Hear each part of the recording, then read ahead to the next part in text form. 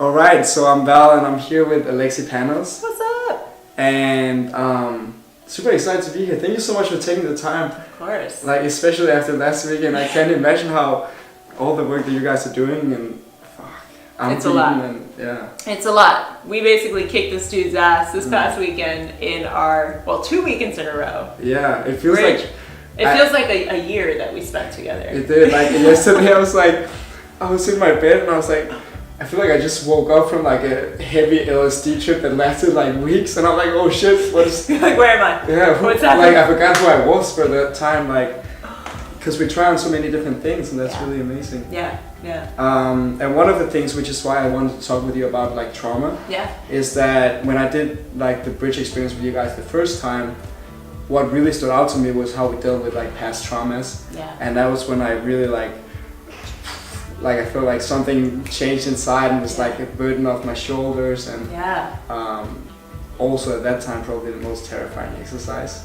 Yeah, because we're sharing parts of ourselves that we often keep hidden. You know, it's the parts of, like the shadow self. And it's the parts that we have guilt and shame around, and we think if anybody ever knows this about me, they'll never accept me, they'll never love me, they'll turn against me. And truthfully, we all have hundreds, if not thousands, of those moments. Yeah. You know, and they don't have to be big traumas, and I think a lot of people think that it has to be like, oh, I was sexually molested or assaulted, or you know, certain things that are really terrible, but often it's these small things that we just hold so much embarrassment and shame around that stay in our bodies and essentially become a version of ourselves that's completely disowned. So interesting. Yeah, that's so true. Yeah, because that was why I wanted to talk about it as well, because it is this like from society's point of view, or like the common belief is often that it is something like super huge that happens to you. Totally. I was talking to my friend like, oh, I'm reading a book about trauma so I can better like heal from them, and he's like, what? Like, are you okay? Yeah, you're like, yeah, I'm okay, I'm human. We all have them. Like, it's fine. Yeah. So what would you say a trauma is then? A trauma is just anything where the sense of self doesn't feel safe. So it could be anything as simple as, you know, you're 5 years old and you're singing and you're dancing and you're being your just unique self, and your mom or dad's in a bad mood and they say, shut up, why are you singing right now? Your voice is terrible. You automatically shut down, shut off your voice, and never express in that way again, because the sense of self didn't feel safe. So it could be something as simple as that to something as complex and deeply traumatic as a rape or sexual assault or molestation. And it literally can cover that whole gamut, but the body doesn't decide if it's a good trauma or a bad trauma. It just says trauma, I'm not safe.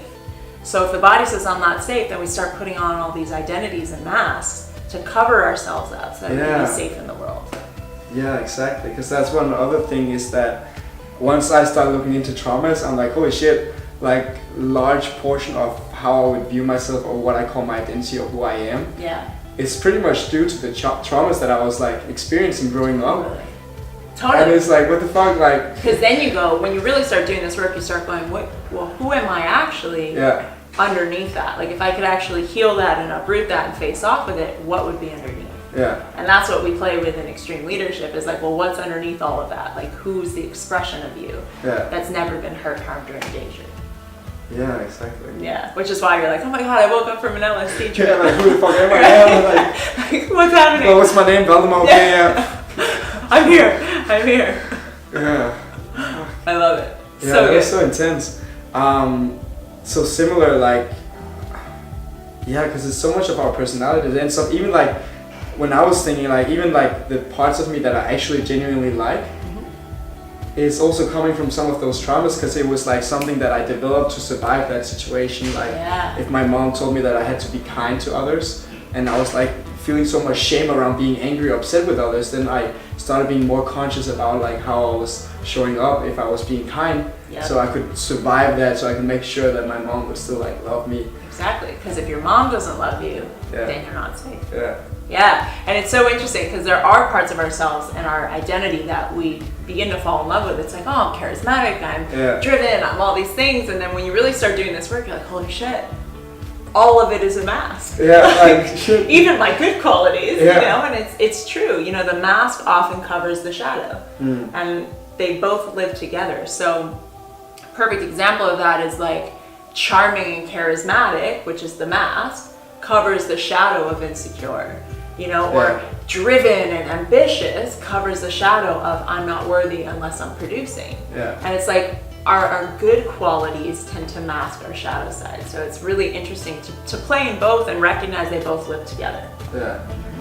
Yeah, interesting. Cause so how would you say, cause then people might go like, oh shit, it's all bad, like, cause it's a mask, and like, oh should I just throw it all away and be addicted to it right now? Like, what do I do? Well, the truth is like, you're human, so you're gonna wear masks, right? And in our work, we teach that the masks are great as long as you're choosing them and wearing them consciously, and they're not wearing you. Like it's one thing if you're like walking around, you're like, this isn't a mask, this is just me, and it's totally your mask, right? Where it's like you don't even know who you are without the mask. But when you can actually go, oh shit, this is my charismatic mask. This is my productive mask. This is my, you know, resourceful and practical mask. And you can start to see, okay, I can choose this based on what I want to get done, based on my commitment, based on my intention in this particular scenario. And you can choose it recognizing that the human being will never get away from the identity. Because the spirit, the true self, the true expression, lives within all of that. And the human needs to feel safe. The human needs to feel secure and like they've got approval and control in their life. And so that's okay. And the minute you accept that and stop resisting it, the game becomes a lot more fun. Because then you're like, which mask do I want to wear today? I'm going to choose that one. Great. All right, done. Yeah, it's great. So much interesting stuff, man. Yeah, we learned so much of that stuff in the seminar. So how would you say that people should, I guess, deal with their traumas? Because one thing is that we can consciously decide, okay, I'll decide to, even though like my body is a little bit in fear right now, instead I'll decide to put on this mask because it's more effective for what results that I'm looking for who I want to be, maybe. Would you say that's the way to deal with the past traumas, or are there other ways that you can like really heal and grow from them, you know, and maybe not have that fear response as much? I honestly, I think like just based on my own experience and training students all around the world, I used to think that it was like all a mindset and intellectual game, but it's not. It's so much deeper than that. And I think we can talk ourselves out of our traumas, we can heal through talk therapy and all of that, but the body remembers. And so until you're working somatically with your traumas and actually accessing your body and expanding the container that is your body, the trauma will always be there. You've got to lessen the charge by being somatically in a process that helps you face off with that. So for instance, like when you shared what you shared at Bridge, that could have been shared in talk therapy and like you could have gotten over it in the mind. Like, oh, I don't need to be afraid of this anymore. Like I get it, I've intellectualized it, I understand it, I get the gift, like you can process it. I understand that the fear is irrational, okay, fine. Totally, okay, great. But to actually be in your body and allow that to express itself and to be witnessed by other people in that process, that is where the body actually goes, oh, I can be safe here. We're giving the body an experience of safety in facing off with some of its deepest shame and guilt. So like that to me, somatic work is where the game changes because you're actually repatterning the body to have a new experience. Interesting. So would you say that trauma, would you say like it creates, because obviously it creates fear, but does it create shame and guilt in every situation?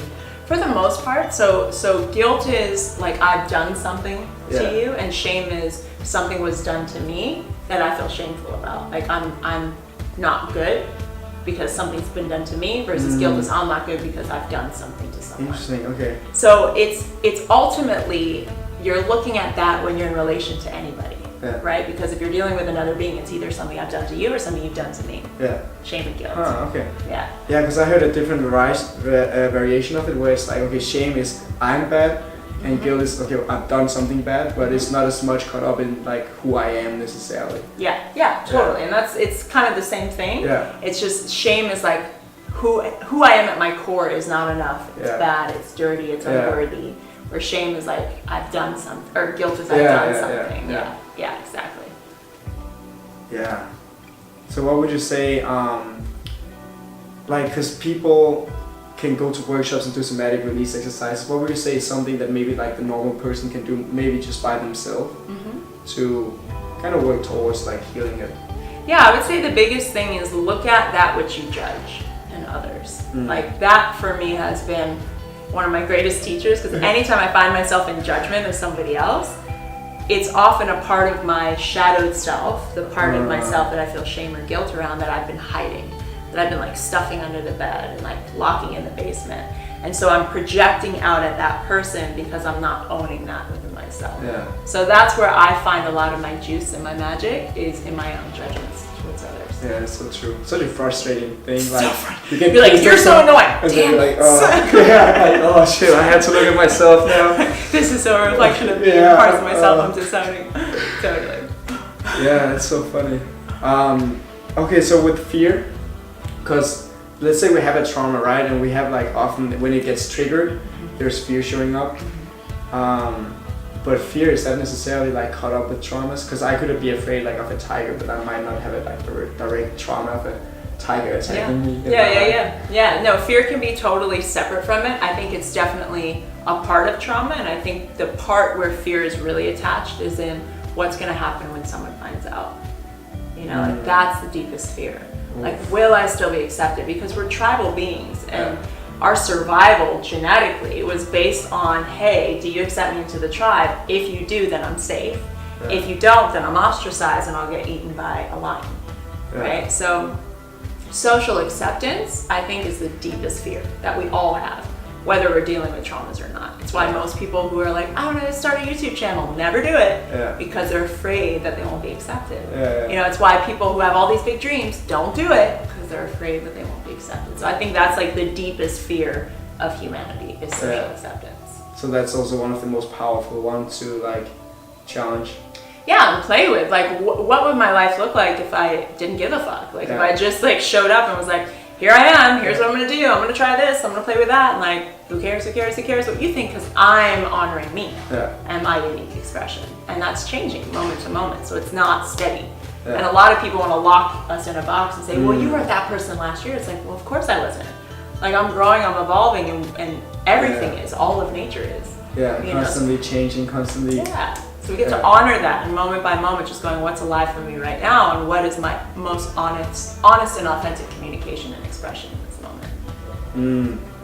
That's one of the things that I also thought was so powerful about Extreme Embrace. Also, why it's like powerful that it felt like it was so long, because as I said, like it's like you forget kind of who you are, and you try so many new things that you're like, hold on, is this thing like, because you have like an identity when you come into it, you have like, this is me, I'm not doing these type of things, I'm not taking these kind of actions, I'm doing these kind of things, these kind of actions, and then you come in and you're like being bombarded, and you're being like, let's try new things, you know what I mean? But you're keeping trying, like, they're not yelling as much as it's like, but you try new things, and then at the end of it, some of those things sticks with you, and it's like, well, wait, is that part of my identity? Or like, no. And then it's like, oh shit, it's like a reset button, like, now I can actually freely choose. Yeah, choose, exactly. And that's what we consider our work to be, is it's a massive, like, restore to factory settings.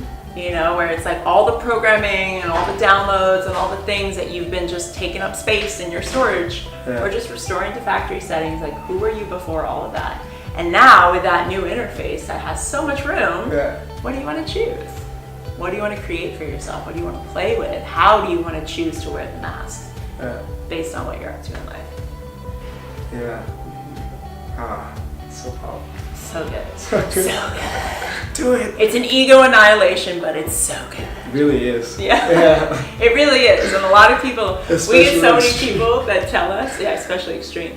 We get so many people, like friends of ours that are in the work as like experts and trainers, and like, I really want to do your workshop, but I'm like really afraid to step into those rooms and be seen. And we're like, well, yeah, that's going to happen. Like, we're going to call you out and call you forward, and that's a part of it, right? And we do it with love. But the truth is, for any of you out there that are into personal development, I know this because it was me for so long, where I consumed all the podcasts and read all the books and like watched all the videos and thought I knew a lot.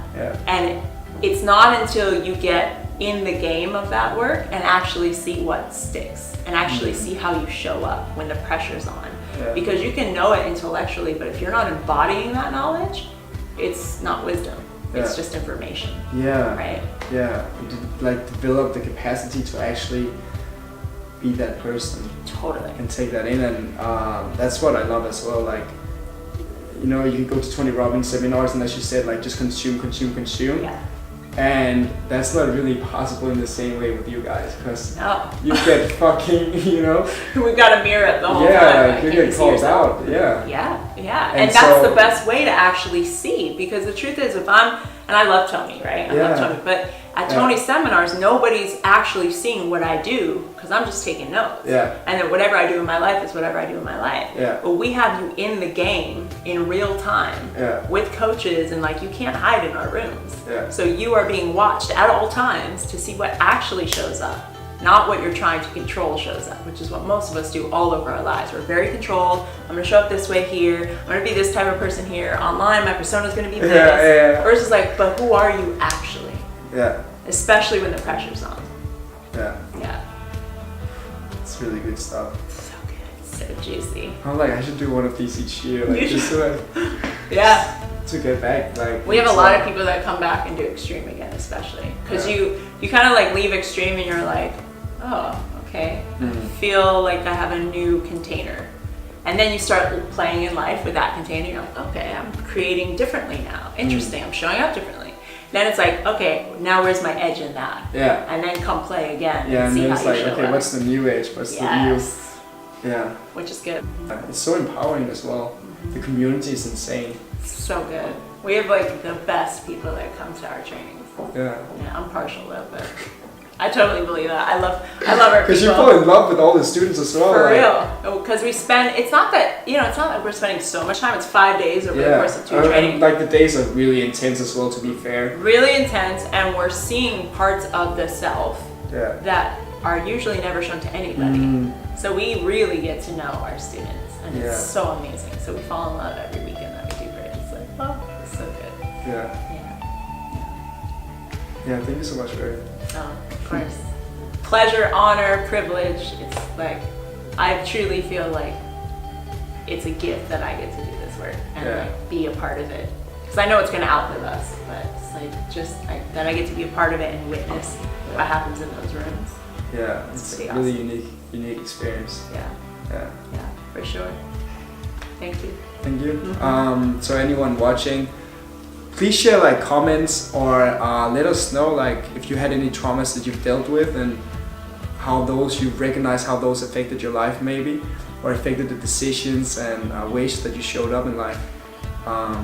And you can find Alexi at Alexi Panos. Yes, right? all everywhere. Yeah. Instagram, Facebook, YouTube, AlexiPanos.com, all the things. Yeah, awesome. Yes. And yeah, if you like the video, please do subscribe and let me know. I would highly appreciate it. And again, thank you so much for taking the time. Of course, and thank you guys for watching. Bye bye.